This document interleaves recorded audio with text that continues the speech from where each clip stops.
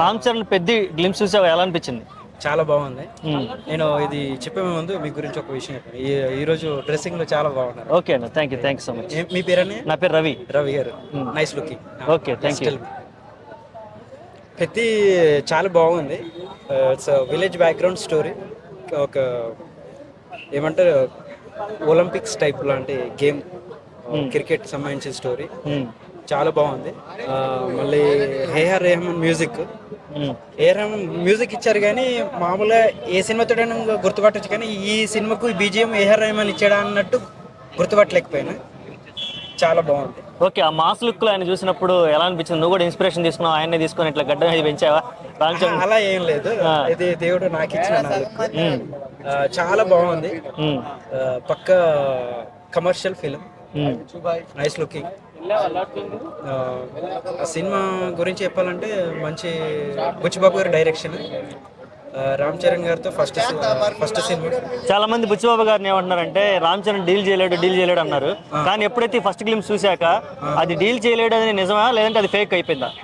Deal కాదు, దానికి బాబు cinema తీస్తారు. అంత టాలెంట్ ఉన్న వ్యక్తి బుచ్చిబాబు గారు. మంచి స్టోరీ. ఆ సినిమా గురించి చెప్పాలంటే I think we can get it national award, Oscar award definitely. 4th story movie release అయితే. ఓకే, మరో రంగస్థలం లాగా రికార్డ్స్ క్రియేట్ చేసుకోవచ్చు అనమాట. రంగస్థలం లాగా రికార్డ్ క్రియేట్ చేసుకోవచ్చు. నా బెస్ట్ ఐడియా ఏంటంటే ఈ సినిమాలో ఒక ఎంఎస్ ధోని కానీ, సచిన్ టెండూల్కర్ అంటే, ఇప్పుడు మొన్న రాబిన్ హుడ్ సినిమా వచ్చింది, రాబిన్ హుడ్ లో క్రికెటర్ పెట్టుకున్నారు కదా. ఈ సినిమాలో కూడా ఒక క్రికెటర్, మన ఇండియన్ క్రికెటర్ ఎంఎస్ ధోని గారు కానీ, సచిన్ టెండూల్కర్ కానీ పెట్టుకుంటే సినిమా మాత్రం ఆస్కర్ లెవెల్లో వెళ్ళిపోతుంది. ఓకే, రామ్ చరణ్ గారి కెరీర్ కనుక చూసుకుంటే వన్ బై వన్ ఇలా పడుతూ లేస్తూ ఉంది. ఆల్రెడీ అది ఫ్లాప్ అయిపోయింది, గేమ్ చేంజర్. దీంతో ఈసారి ఓవర్కమ్ చేయడం కాకుండా రికార్డులు కూడా కొట్టే అవకాశం ఉందా? పుష్ప 2ని కానీ, బాహుబలి 2ని కానీ ఏమైనా కొట్టే అవకాశం ఉందా? 100% కొడతారు.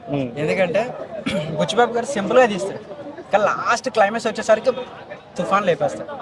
ఎందుకంటే నేను బుచ్చిబాబు గారి మీద నేను హోప్స్ పెట్టాను. ఎందుకంటే ఆయనకు టాలెంట్ ఉన్న వ్యక్తి. అంటే సినిమా అంటే చాలా మంది డైరెక్టర్స్ సినిమా తీస్తారు, ఒక 2 hours సినిమా తీస్తారు, కానీ ఒకటేసారి సడన్ గా హార్ట్ పెయిన్ వస్తే ఎలా ఉంటుందో, ఒకటేసారి ఒక సినిమాలో ఒక సంథింగ్, ఒక సర్ప్రైజ్,